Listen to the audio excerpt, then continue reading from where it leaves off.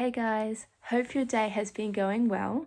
In this space, I'm going to be talking to you about how to live a surrendered life. Not perfectly, but honestly. And today, I want to talk to you about something that we all encounter at a part of our life, which is fear. Not the kind of fear that jumps out at you, but the quiet kind.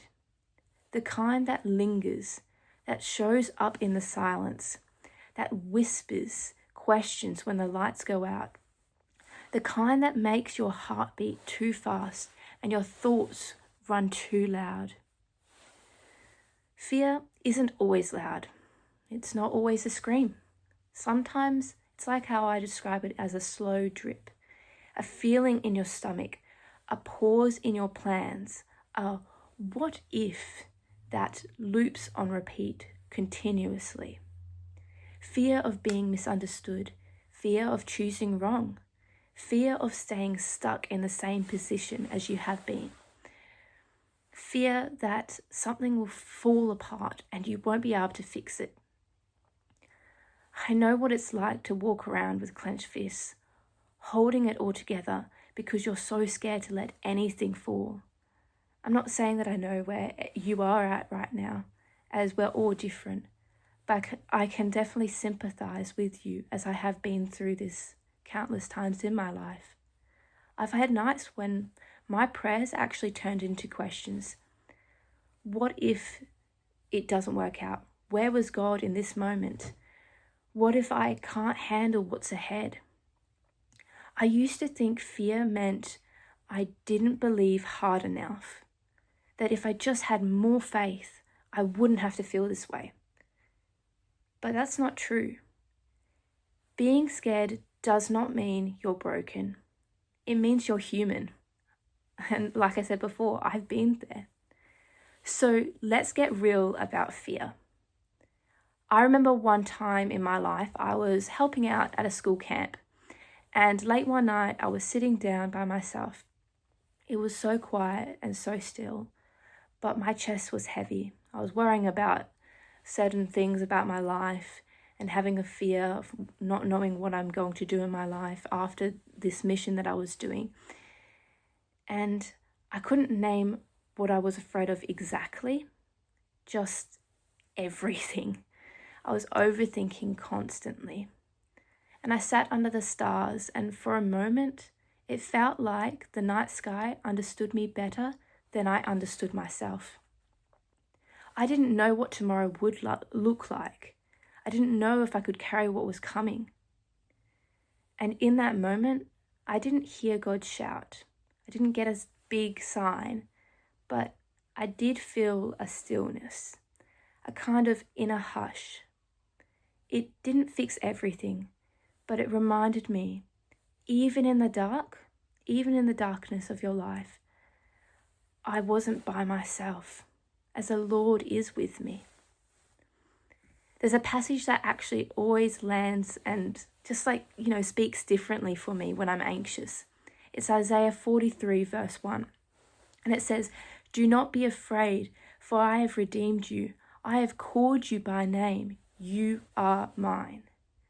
Now, notice how it doesn't say, once you calm down, I'll be there. No, he says, right now, right here, in the unrest, in the unsettling truths, in the trembling, he's saying, you belong to me.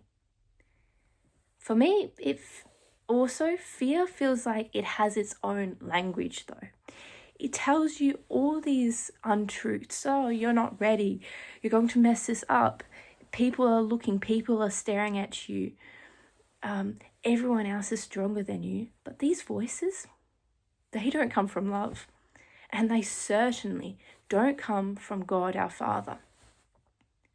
One saint who speaks right into this fear and this truth of what I just said before, Saint Teresa of Avila. So she was a saint, a woman who faced a lot of illness, doubt, and even rejection.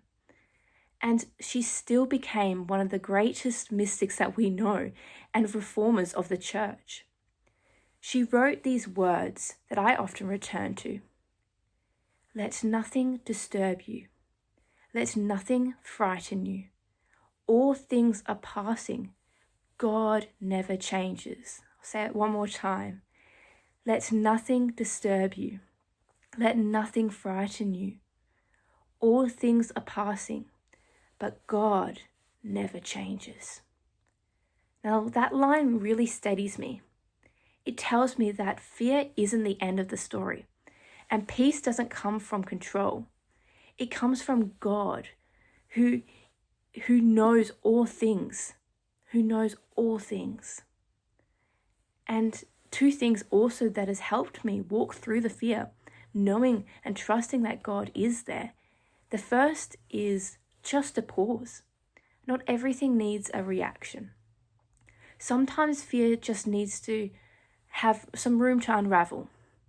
I sit, I breathe, I notice what I'm feeling, and I don't shut it out. And I invite God in. I say, Jesus, please be with me in this moment of fear, in this trial that I'm going through. Be with me, Jesus. Invite Jesus into that fear. Pause and invite Jesus in. Be present with Jesus as he will help you. He will guide you through. The second is to anchor. So go back to something stable. What I like to do is I might like to go back to a passage in the Bible. My go-to is Psalm 23, the Lord is my shepherd. And I think it really just resonates with me because he's saying that he is the shepherd. We are his sheep. We are the flock. He will lead us. He will guide us even in the fear, even in the unknown. He will be there. He will guide us. I even listen to Christian worship music, not the secular music. Like, it's good, but focusing on Christian music, because that's where we can really find that peace in our heart that settles us, that calms us down. Or even just reflecting on a moment that I survived or you survived. Let the truth settle in yourself. So fear is not the end of the story, as I said before. You might be walking through something right now, in this very moment, a decision you didn't see coming, a grief you cannot name, a pressure that's making you question your strength.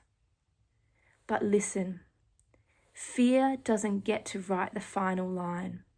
It might sit at the table, but it doesn't hold the pen. God doesn't wait until you've got it all figured out. He steps into the confusion. He shows up in the chaos. Not to push us faster or further, but to walk beside us, steady and sure. He will always meet us where we're at. Let go of the worry and fear. You don't have to have all the answers or be fearless. But what God asks is that you are willing to keep going, even when your heart feels heavy. It's okay to say, I'm scared, but God, I'm still here. I'm uncertain, but I trust you are near. I'm tired, but I know you haven't forgotten me. Even in the quiet moments when fear whispers, God's presence holds you steady. Take heart and take that next gentle, faithful step. God bless, guys. Until next time. Bye.